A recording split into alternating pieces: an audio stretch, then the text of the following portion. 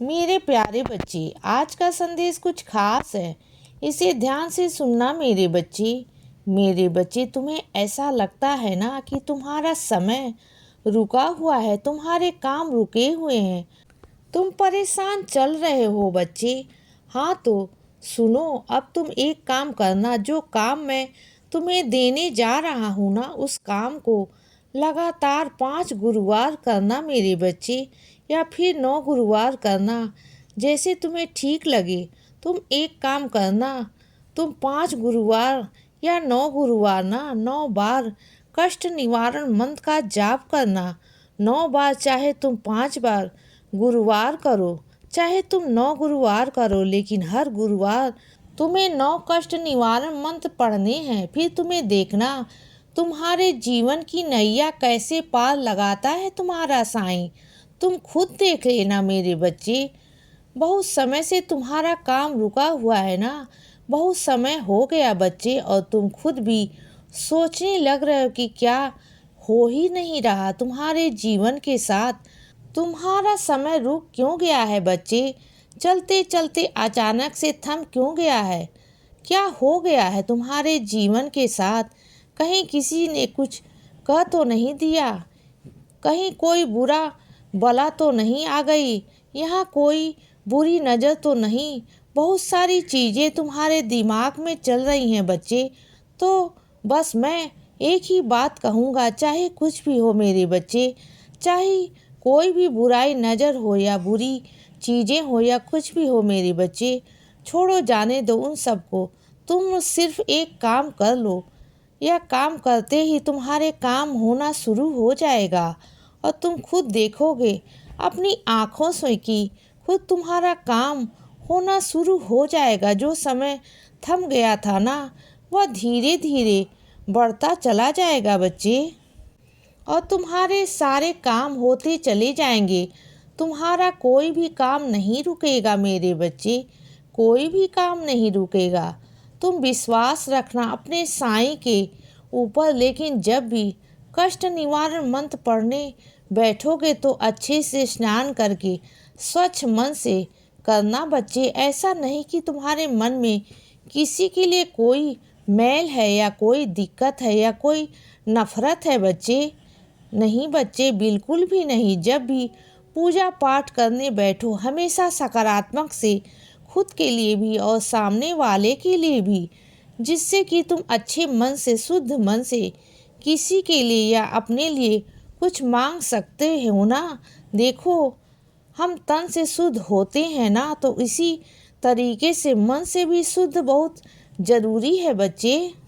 जब तक तुम्हारी प्रार्थना नहीं लगती, जब तक तुम्हारी पूजा नहीं लगती, जब तक तुम्हारा मन शुद्ध नहीं होता ना, मन का शुद्ध होना बहुत ज़रूरी है, बहुत ज़रूरी। और सुनो बच्चे, मेरे कुछ बच्चे ऐसे हैं जो अपने समय को खराब कर कर, यानी कि अपने काम पर ना ध्यान नहीं देते।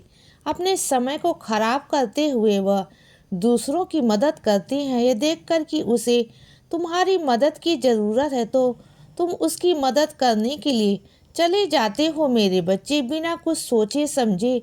तुम्हें बस यह लगता है कि तुम्हारे हाथों से जितनी सेवा हो जाए, तन से, मन से, धन से, तुम जैसे जिसकी सेवा कर सकते हो तुम करते हो मेरे बच्चे। और इस बात की मुझे बहुत खुशी है मेरे बच्चे, बहुत खुशी कि कम से कम तुम जितना हो सके, जैसे हो सके तुम मदद करते हो। तुम्हें पता है कि वह इंसान वो चीज़ नहीं कर सकता, और अगर तुम उसकी मदद कर दो तो तुम्हारे माध्यम से वो उसका काम हो जाएगा। और तुमने यह बहुत अच्छा किया मेरे बच्चे, मुझे बहुत खुशी हुई। और कई मेरे बच्चे तो ऐसे हैं, उनके अंदर आ भी जाता है कभी कभी कि मैं क्यों किसी की मदद कर रहा हूँ, मैं क्यों किसी की मदद के लिए इतना भाग रहा हूँ। लेकिन मैं उन बच्चों से कहना चाहता हूँ कि बच्चे, ऐसी बात दिमाग में मत लाया करो। देखो, तुम किसी की मदद करोगे ना तो ज़िंदगी में तुम्हें बहुत मिलेगा, बहुत मिलेगा बच्चे। जिस काम में तुम्हें बहुत मेहनत करनी पड़ रही है ना, तो शायद वो काम तुम्हारा बहुत कम मेहनत में हो जाएगा। किसी के आशीर्वाद से, किसी की दुआओं से अगर तुम उसकी मदद कर रहे हो तो ठीक है। और जब भी मदद करो तो निस्वार्थ भाव से करो मेरे बच्चे, हमेशा निस्वार्थ भाव से करो। किसी की मदद करो तो किसी के साथ मतलब निकाल कर सेवा मत करो बच्चे।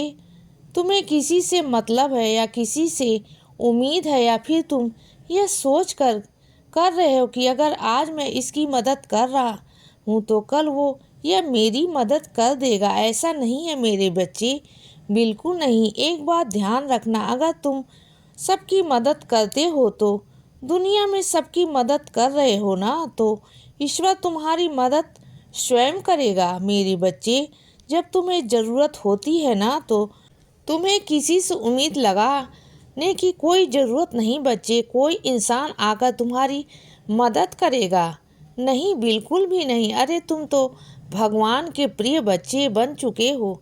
हाँ, तुम सबकी मदद करते हो तो तुम ईश्वर से उम्मीद रखो ना, वो आएगा तुम्हारी मदद करने।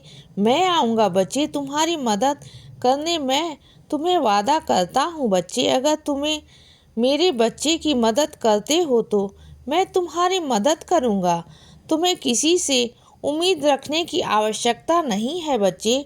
तुम निस्वार्थ भाव से मदद करो। बस ये सोचो कि मेरे बच्चे ईश्वर है ना, मुझे किसी की ज़रूरत नहीं कि मैं किसी की मदद कर लूँ।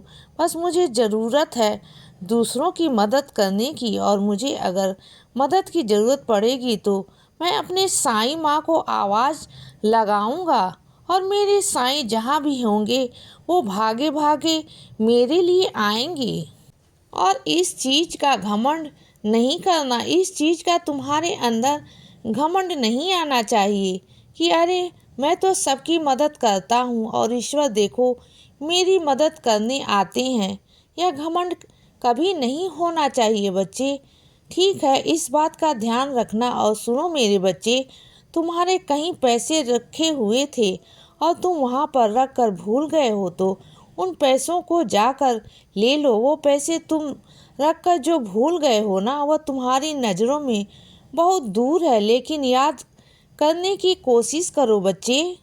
तुम्हें याद आ जाएंगे बच्चे। उन पैसों को उठाकर रख लो, तुम्हारे आगे ज़रूरत में काम आएंगे। तुम्हें आगे बहुत सारी चीज़ों की ज़रूरत पड़ने वाली है बच्चे, जहाँ तुम्हें काम आएंगे। ठीक है, और सुनो मेरे बच्चे, जिस काम के लिए तुम बहुत भागा दौड़ी कर रहे हो ना, बहुत भागा दौड़ी कर रहे हो, बहुत परेशान हो, और तुम्हें ये लग रहा है कि पता नहीं यह काम होगा या नहीं होगा, तो हो जाएगा मेरे बच्चे।